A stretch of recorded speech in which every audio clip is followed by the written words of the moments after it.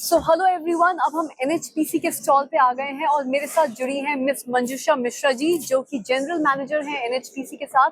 साथ ही साथ मैम ने एमटेक भी अपना किया है वाटर रिसोर्सेज इंजीनियरिंग में। मैम, आपका आपकी खबर न्यूज चैनल में बहुत बहुत स्वागत। एंड मैम, जब हम आपके स्टॉल से गुजर रहे थे तो हमने एक अर्ली वार्निंग सिस्टम के नाम से एक छोटा सा स्टॉल देखा, जिसको देख के मुझे बहुत ही ज्यादा इंटरेस्ट क्रिएट हुआ और मैं जानना चाहूंगी कि एनएचपीसी की ओर से ये जो अर्ली डिटेक्शन या अर्ली वार्निंग सिस्टम है, ये क्या है? एक्चुअली आपको जैसे जो हाइड्रो पावर प्रोजेक्ट्स हैं, एनएचपीसी एक हाइड्रो पावर प्रोजेक्ट की कंपनी है। और जो हाइड्रो पावर प्रोजेक्ट्स होते हैं वो हिली एरिया में होते हैं, तो यहाँ पे ये डिजास्टर्स की वर्नेबिलिटी बहुत ज़्यादा हो गई है और क्लाइमेट चेंज भी हो रहा है, तो इसके कारण इसकी फ्रिक्वेंसी भी बहुत बढ़ गई है। तो हम लोगों ने एक अर्ली वार्निंग सिस्टम डेवलप किया है एनएचपीसी में, जो design and develop by NHPC है, और इसके लिए एक सॉफ्टवेयर डेवलप किया है ईएमआस्टर। ओके। और जो इसका पूरा कॉन्सेप्ट है कि इसमें हमने अपस्ट्रीम में एक जीएनडी साइट लगाते हैं, गेज एंड डिस्चार्ज साइट, और जहाँ पे सेंसर लगाए होते हैं, और वो सेंसर से हमारे पास रियल टाइम डेटा हमारे यहाँ पे सॉफ्टवेयर में एपीआई के थ्रू आता है। और उस एपीआई से हमने इन उसमें जो सॉफ्टवेयर है उसमें हमने एक पेशेंस इनबिल्ट की हुई है। ओके। तो वो हमें पता चल जाता है कि 1 से 2 घंटे की वार्निंग पे हमें डैम पे कितना डिस्चार्ज आने वाला है, ताकि हम प्रोएक्टिव एक्शन ले सकें। डैम के यदि गेट्स खोलने हैं तो गेट्स खोल सकें, यदि कंस्ट्रक्शन में प्रोजेक्ट है, कोई वर्कर है वहाँ पे काम कर रहे हैं, इक्विपमेंट्स पड़े हैं, वो हटा सकें।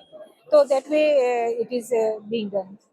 तो जैसे आपने कहा कि हिली एरियाज में हाइड्रो इलेक्ट्रिक पावर का जनरेशन सबसे ज्यादा इंडिया में होता है, बट साथ ही साथ क्योंकि ये एरियाज हिली होते हैं तो ये बहुत ही फ्लड प्रोन भी होते हैं। इसलिए डैम्स का एफिशिएंट मैनेजमेंट करने के लिए पानी कब, जैसे आपने कहा, रिलीज करना है ताकि इलेक्ट्रिसिटी जनरेट हो सके, और कब डैम्स पे कंट्रोल भी लगाना है ताकि ह्यूमन रिसोर्स का कोई लॉस ना हो। Yes, right. जैसे कि डैमेज हम सुनते रहते हैं कि अक्सर होता रहता है, अक्सर उत्तराखंड और हिमाचल प्रदेश की ओर। तो उन सारे डैमेजेस को ज्यादा से ज्यादा मिनिमाइज करने के लिए ये अर्ली वार्निंग सिस्टम काम आता है मैम। यस, डेफिनेटली वहाँ पे डैमेजेस कम से कम हो, और जो डाउनस्ट्रीम पॉपुलेशन है डैम के डाउनस्ट्रीम में, उनको भी हम टाइमली वार्न कर सकें कि ताकि वो भी सेफ लोकेशंस पे शिफ्ट हो सके। जैसे कि ये हिली एरियाज होते हैं, ये बहुत ही फ्लड प्रोन भी होते हैं, तो इन जगहों पर डैमेजेस को मिनिमाइज और मिटिगेट करने के लिए भी आपका अर्ली वार्निंग सिस्टम बहुत ज्यादा काम आता होगा। हाँ, डेफिनेटली ये जो डाउनस्ट्रीम पॉपुलेशन है, डैम के डाउनस्ट्रीम पॉपुलेशन, उसको भी ये वार्न कर देते हैं ताकि वो सेफ लोकेशंस पे शिफ्ट हो जाए और टाइम से इवैक्यूएट कर सके। टाइम से इवैक्यूएट कर ले।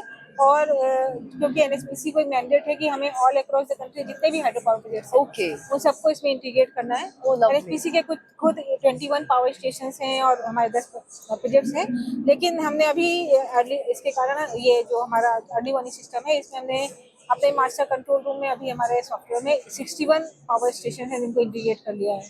तो हमारा मेन ऑब्जेक्टिव है कि इसको हम इतना सिंपल बना सकें कि इवन जो जिसको ज्यादा पता नहीं है इसके बारे में, वो भी इस पे अपना एक्शन ले सके। जाहिर सी बात है कि अगर आपका सिस्टम ज्यादा सिंपल होगा ऑपरेट करने के लिए, तो जो हमारे इंजीनियर्स हैं वो उसको ज्यादा एफिशिएंटली ऑपरेट कर पाएंगे, और आप ज्यादा से ज्यादा मैन फोर्स को भी अपने साथ जोड़ पाएंगे इस सिस्टम को एग्जीक्यूट करने के लिए सक्सेसफुली।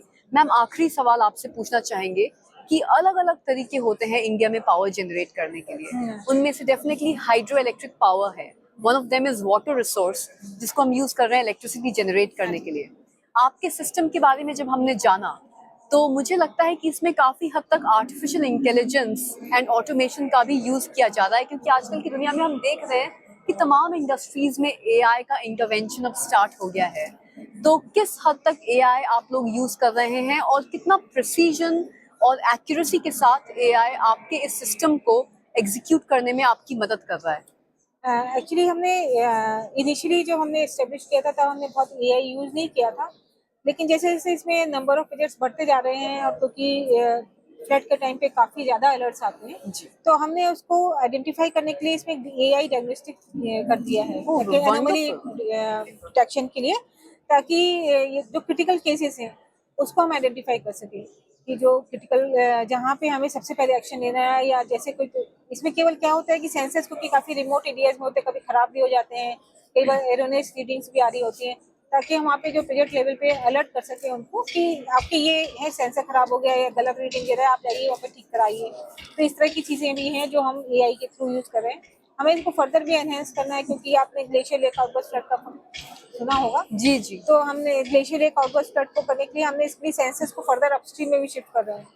और एक काम हम और कर रहे हैं कि हम जो एआई बेस्ड फोरकास्टिंग होती है, इसे लॉन्ग टर्म फोरकास्टिंग के लिए भी हम इसको फर्दर एनहेंस करने के लिए अभी कोशिश कर रहे हैं। और यानी जल्दी कि आपके सिस्टम को एग्जीक्यूट करते वक्त जो भी ह्यूमन एरर्स आ सकते हैं उनको ज्यादा से ज्यादा मिनिमाइज किया जा रहा Minimize कर रहे है हैं। और एक्यूरेसी भी ज्यादा इंट्रोड्यूस करी जा रही है एआई के माध्यम से। ये जान के बहुत अच्छा लगा और आपसे बात करके बहुत अच्छा लगा।